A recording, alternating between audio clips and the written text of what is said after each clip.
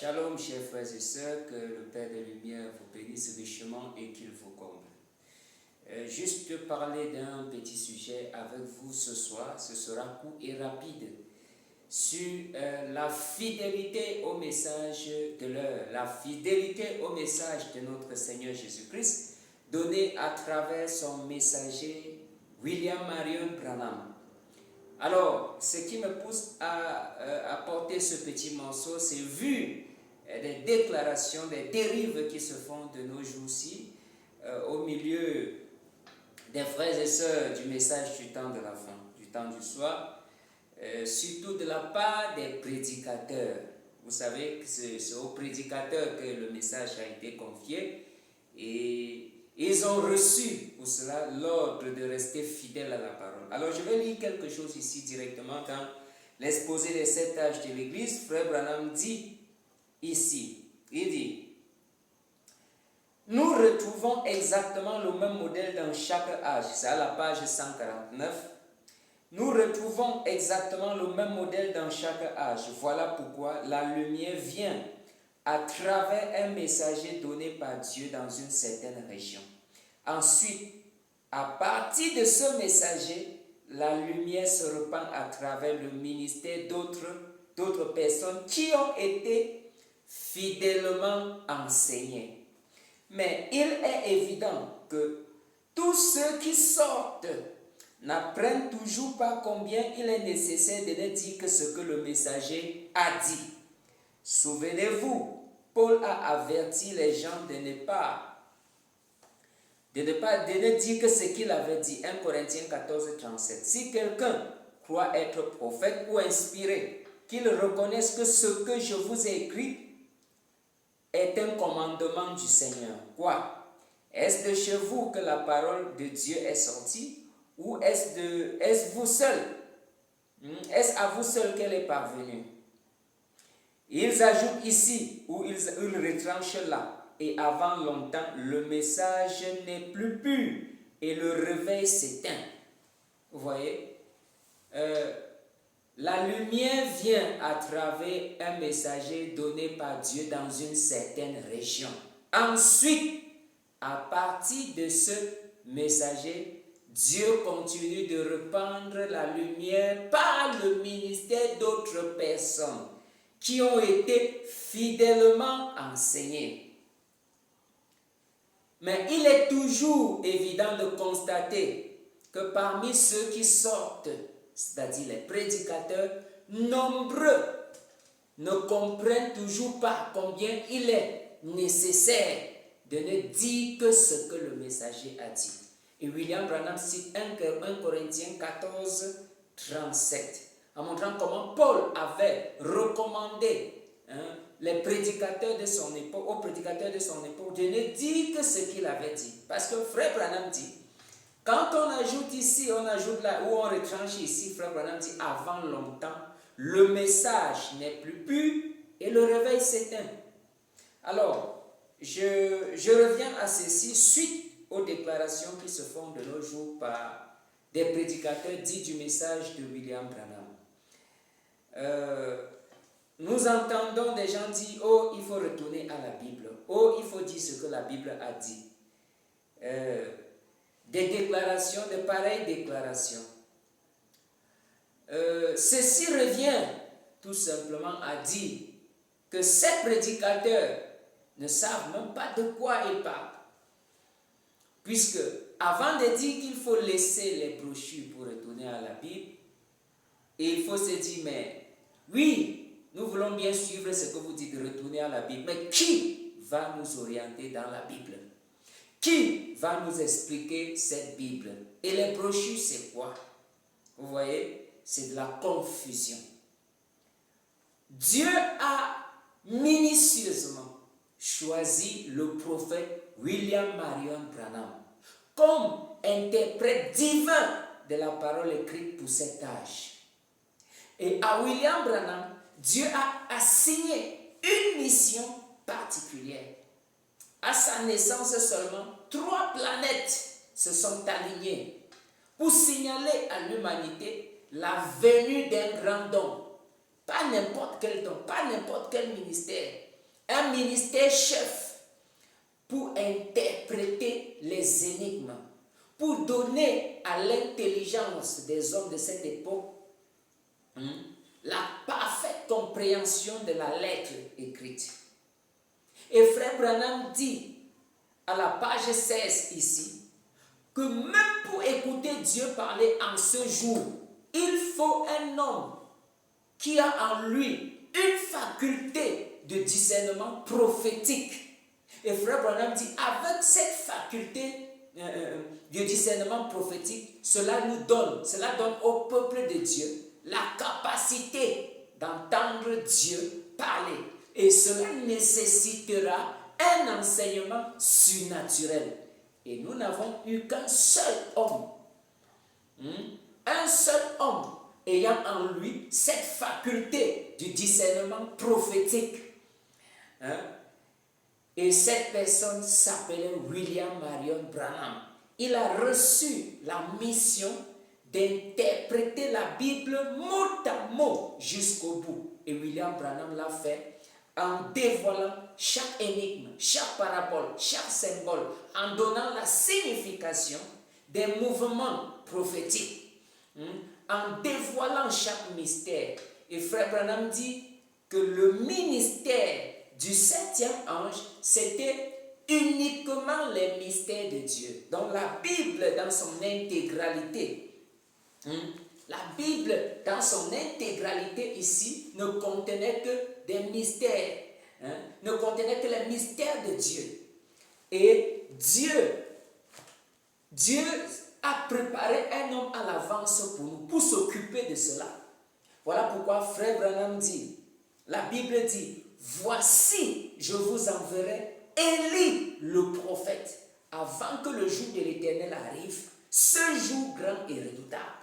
Il ramènera les cœurs des pères aux enfants et les cœurs des enfants aux pères, de peur que je ne vienne frapper le pays d'interdit. Mais nous savons que c'est le verset 6, celui de ramener les cœurs des enfants aux pères qui nous concerne. Et il y a Apocalypse 10, 7.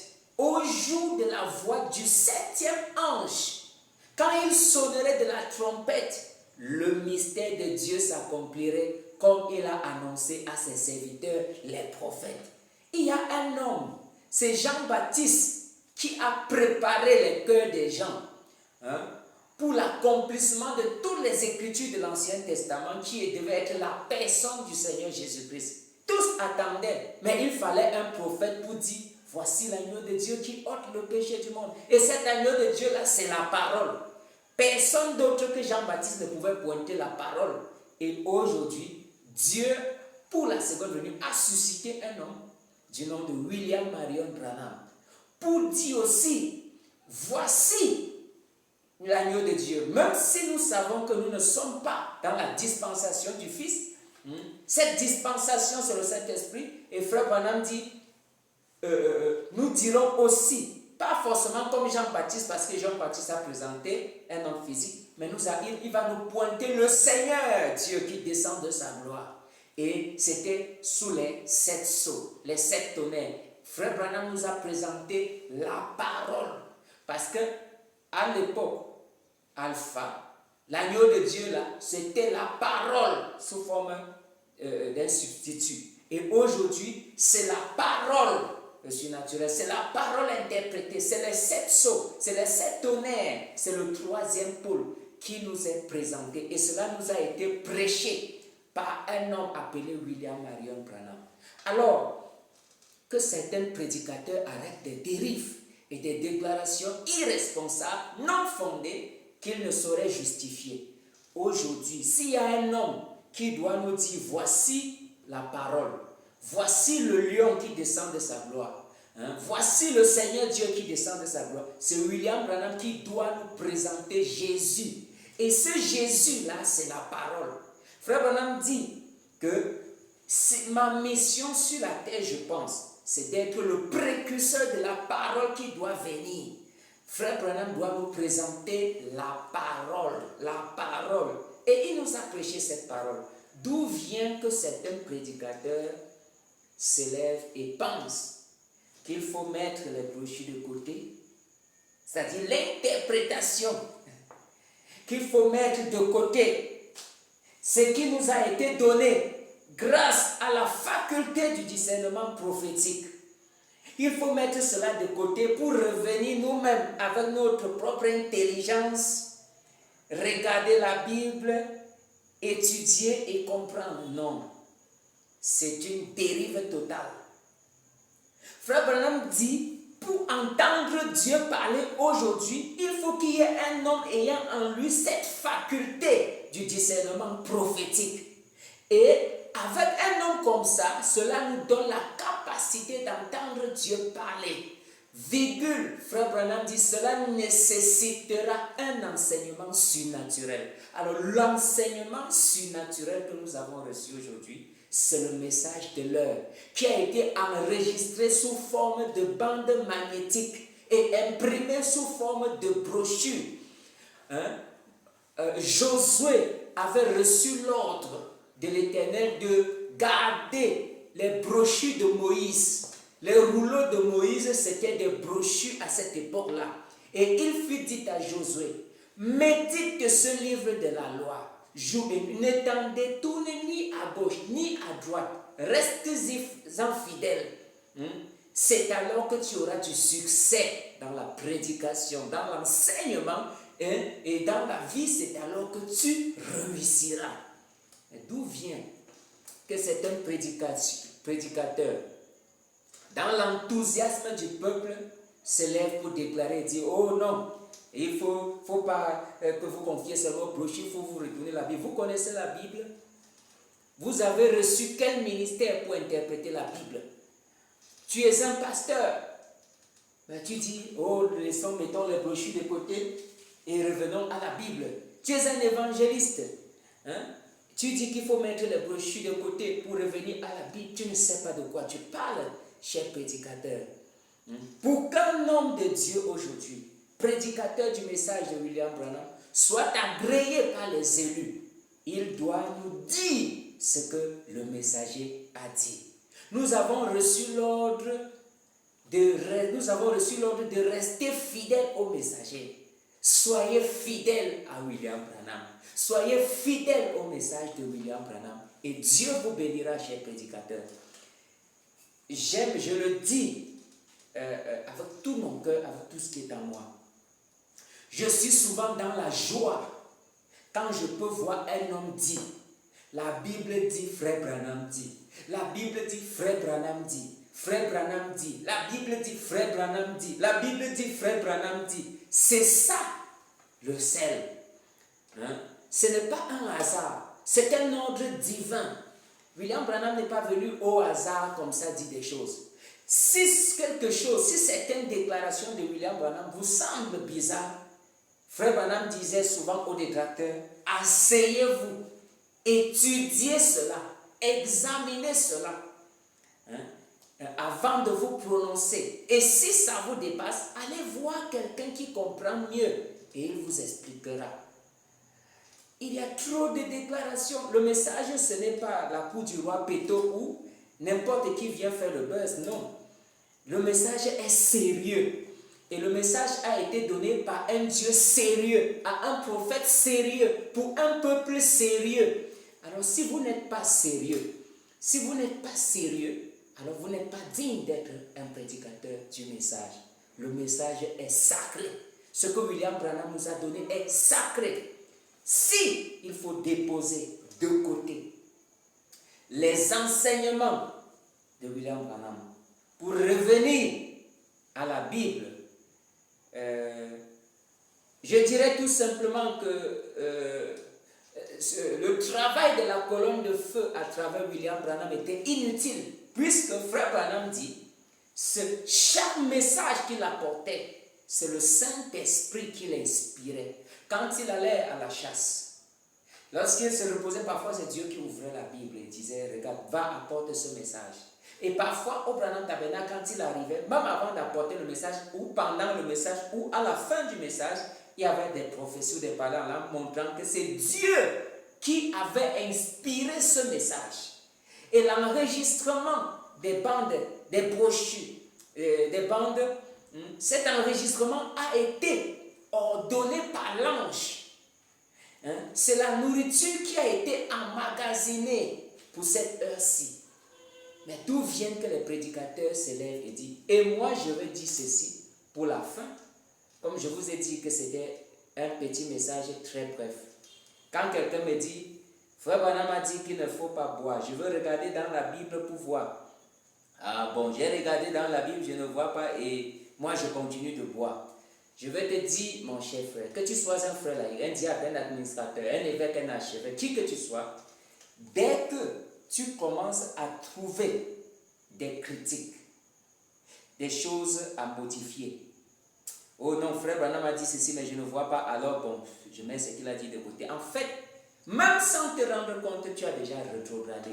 Tu as déjà basculé. Voilà le mot approprié. Tu as déjà basculé. Et une fois que tu commences à mettre en cause les recommandations du messager, par une petite chose, en commençant par une petite chose, je reviens pour te dire que tu finiras par rejeter même aussi les grandes choses.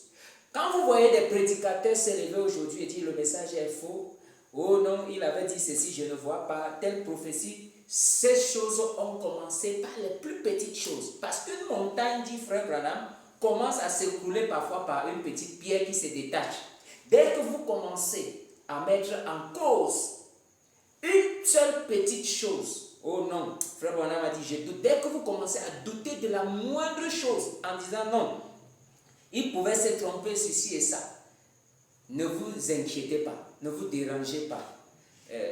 Quand un homme commence, un prédicateur commence à faire ça, ou un frère, je commence à le regarder avec un œil, parce que je sais que tôt ou tard, il finira par rejeter même les grands enseignements. Vous voyez? Donc, commencez à dire, non, moi je veux voir ça dans la Bible. Tu as quelle faculté du discernement prophétique pour regarder dans la Bible et comprendre? Tu as reçu de Dieu quel mandat pour regarder? Vous voyez, c'est une confusion totale. Mais aussi, nous comprenons que c'est l'accomplissement aussi de ce qui nous a été dit. Preuve que William Branham était un vrai prophète. Junior Jackson avait reçu un songe. Avant l'ouverture des sceaux, il y a eu 6 frères qui étaient liés au Branham Tabernacle, qui collaboraient, d'autres qui étaient des fidèles. Junior Jackson était un prédicateur qui croyait au message de William Branham. Il avait eu un songe. Et l'un des songes qui parlait de l'ouverture des sceaux et de la venue des anges. Alors, dans le rêve de Junior Jackson, il avait vu une grande montagne. Et au sommet de cette montagne, il y avait comme un rocher. Et cet rocher était pyramidal. Alors, sur le long de la montagne, Junior Jackson dit il y avait comme certaines formes d'écriture qui avaient été graffées par le passage d'eau. Donc l'eau en coulant avait quels sont même les mots utilisés par Junior Jackson, avait formé certaines écritures sur la montagne. Donc l'eau en coulant de la montagne avait laissé certaines écritures. Et frère Branham était placé là en train d'interpréter ces écritures. Il dit, et quand il interprétait ces écritures, les frères étaient là, ils voyaient. Après, frère Branham a pris quelque chose comme le levier, le pied d'une biche, et il a frappé le rocher pyramidal qui était au sommet de la montagne. Et quand il a frappé avec le levier, le pied d'une biche, ce rocher pyramidal, alors, à l'intérieur, il y avait la pierre blanche de granit. Et ça ne portait aucune écriture. Il n'y avait pas d'interprétation. Et frère Branham a appelé les frères de venir voir, de venir rester là, de contempler, de regarder, d'observer, de méditer sur la pierre. Et frère Branham a dit, restez ici. Je pars à Tucson et je reviens pour l'interprétation.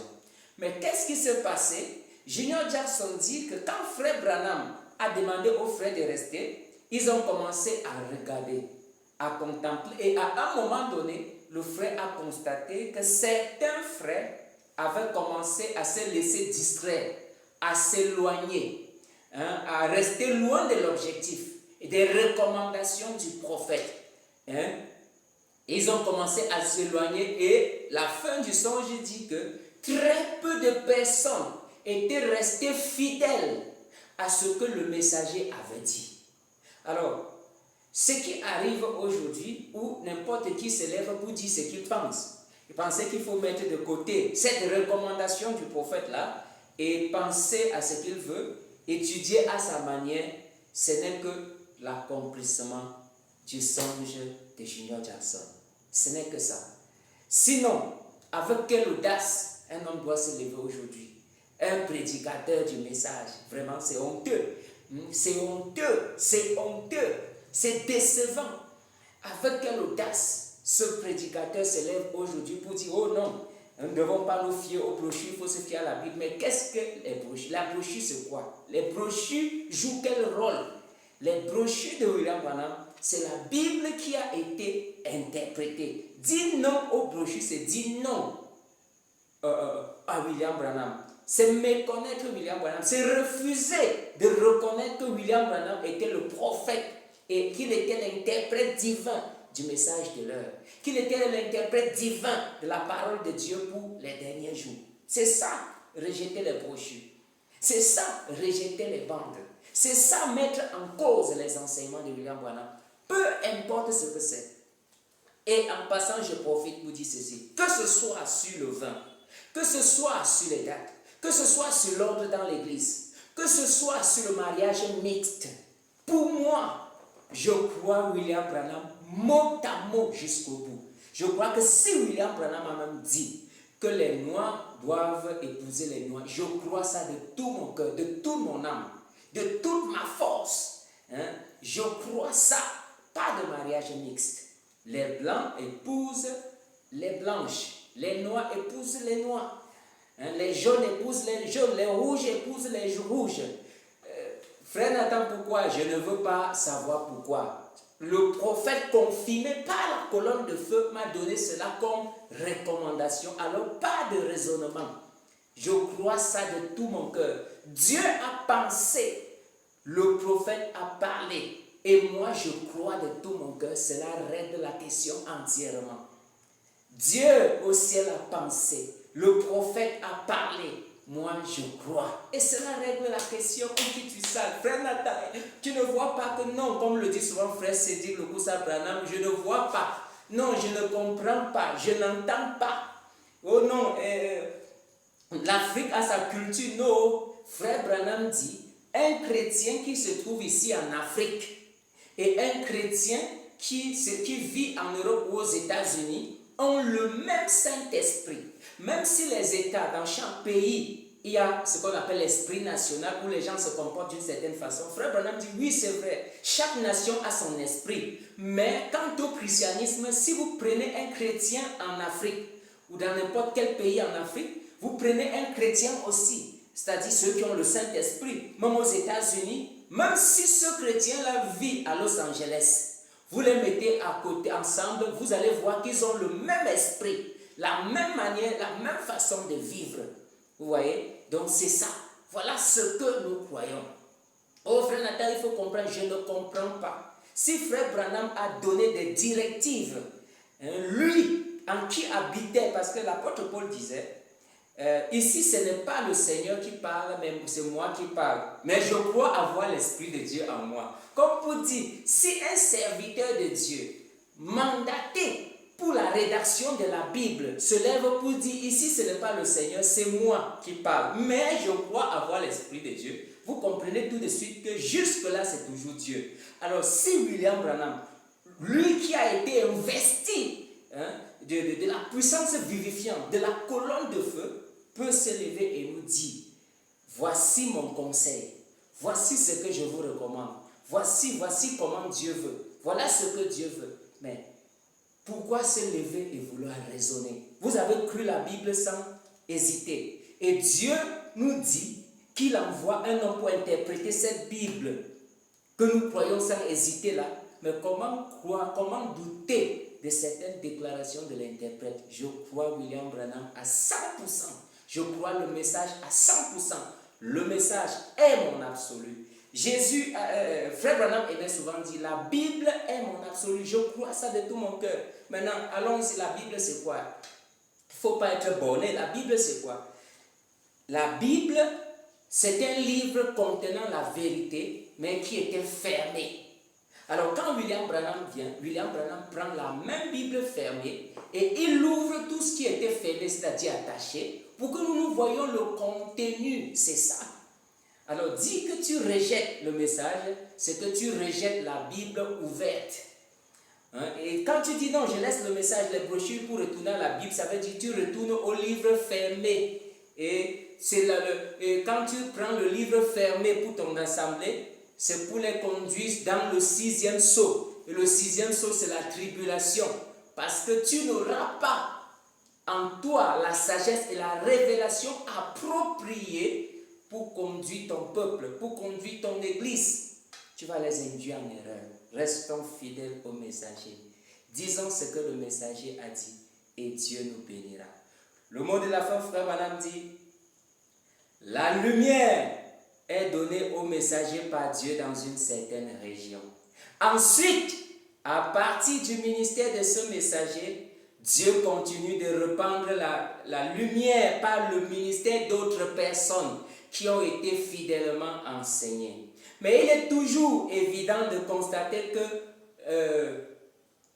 parmi ceux qui sortent, nombreux ne comprennent toujours pas combien il est nécessaire de ne dire que ce que le messager a dit.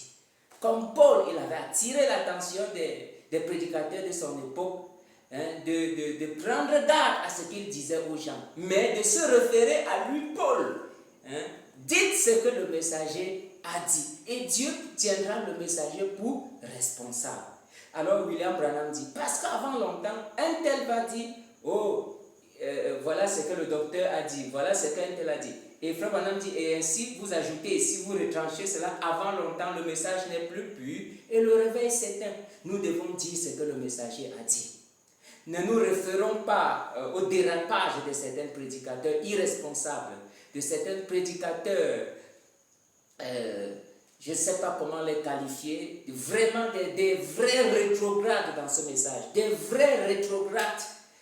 Des vrais rétrogrades. Il ne faut pas suivre des gens comme ça. Il ne faut pas suivre des prédicateurs qui mettent en cause les enseignements du prophète. Ne suivez aucun prédicateur qui met en cause les enseignements du prophète. Dites ce que le messager a dit et Dieu vous bénira.